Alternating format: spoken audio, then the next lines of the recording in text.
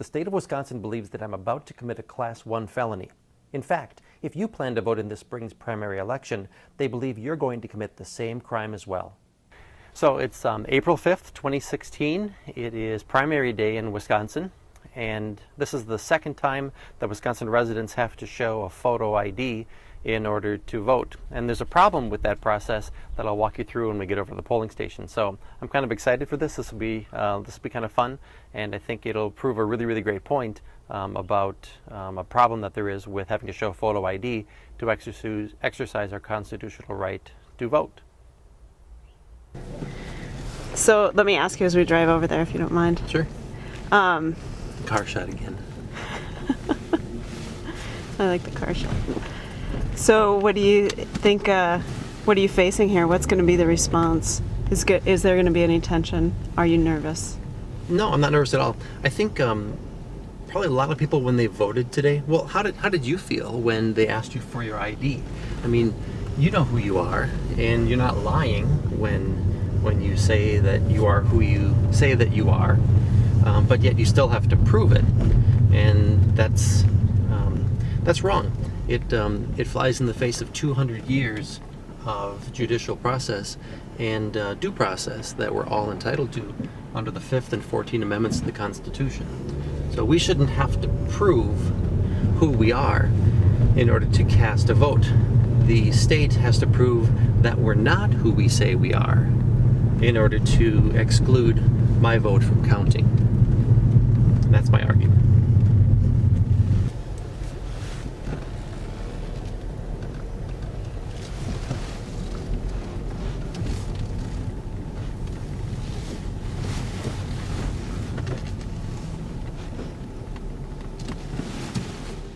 So in Wisconsin, it is against the law to impersonate someone else while you're voting. It's called voter impersonation, and it's a Class 1 felony, and it should be because it's illegal. It violates all the tenets of one person, one vote.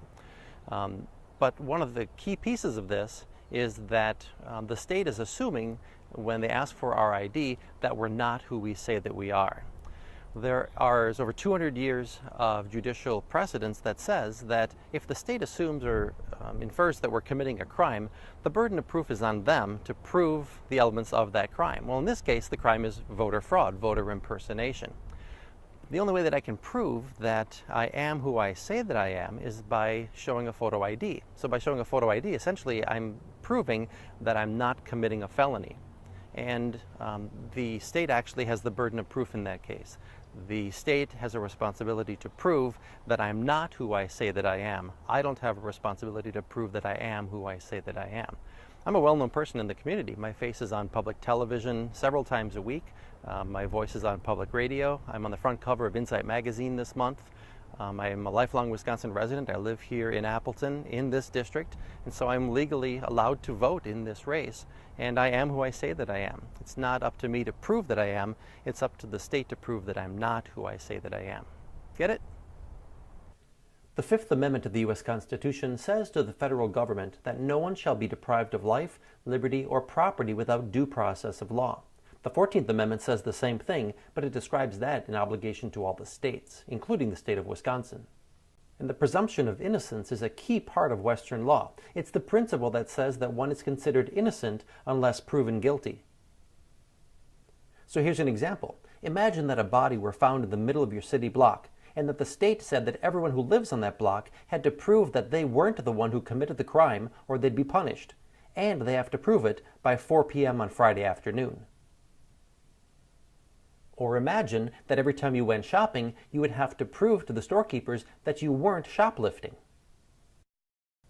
Or imagine that every time you got into your car, you had to prove to the state that you weren't committing a crime of speeding or blowing through a traffic light, for example. That would be ridiculous. And you can imagine what a problem this would be if we all had to report to the police the crimes that we didn't commit over the course of any given day.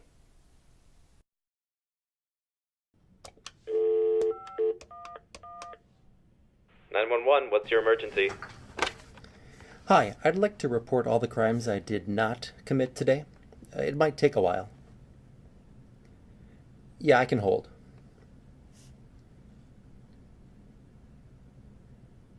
So here's what's going to happen. I'm going to go in.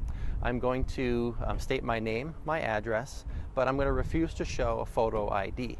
And when I do, they're going to inform me that I can't cast a regular ballot and that I'll have to cast a provisional ballot. Now, that provisional ballot will only be valid if I can prove by 4 o'clock p.m. Friday afternoon that I am who I say that I am.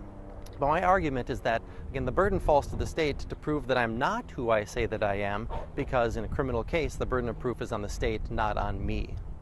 So here goes. I'm going to go in, and then I'll let you know how it goes. I'll come back out, and maybe I'll let you know what I find out.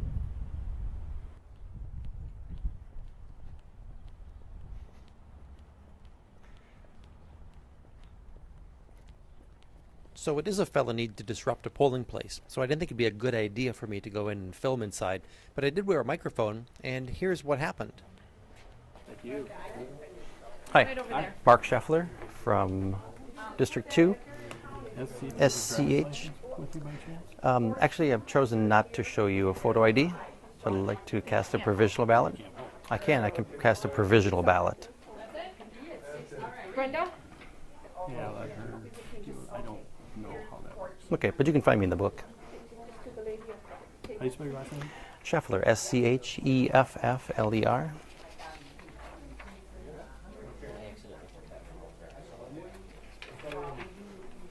Mark? Yep, 522 East Pacific Street. I looked it up. Yeah, I don't mean to cause trouble, but Right. So, but I mean, yeah. Brenda? So,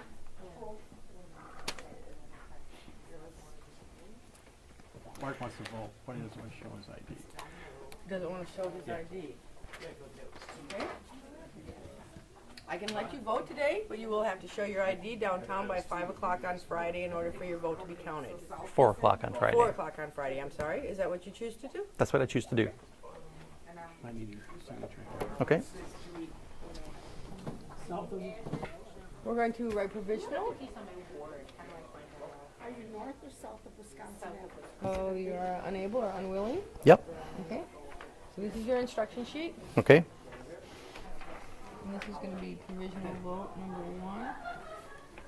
I'm the first one. Yeah, first one ever in 8 years to do provisional that I know of. Well, in 2 votes, because that's all that we've had to do for voter ID. Oh, but I mean, I've never had to do a provisional before. Okay. Well, this will be fun. That's fine. Oh, that's gaming.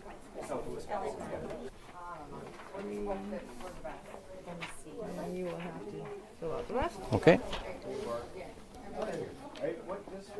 Okay, and again, this ballot will not count if I can't prove by 4 o'clock on Friday that I am who I say I am, correct? It'll be treated like a late absentee that'll be held for proof. Yeah, it won't be counted at all, will Be it? counted. No, it's going to go in this envelope. It's going to be sealed in this big blue bag with a actual serial number and everything to make sure it hasn't been popped open and so on. Tampered with, okay? Tampered with. So you must show your driver's license, a photo ID. Yep, and I'm at the right place, so... Yep, you're on the right place. Yeah, you're in our book. We know that. Yep, I'm a registered voter, U.S. citizen. And in dated. Yes, sir. Okay, you're gonna vote right here. Okay. Yes, it has to come to me. Okay, I'll come back to you then.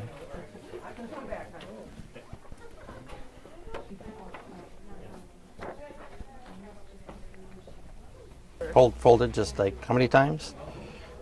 Just so it fits, Yeah, just open.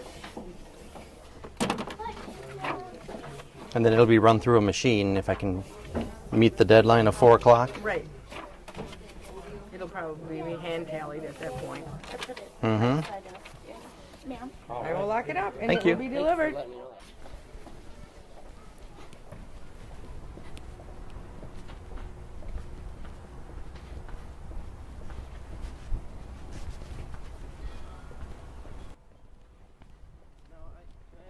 We'll see if it works.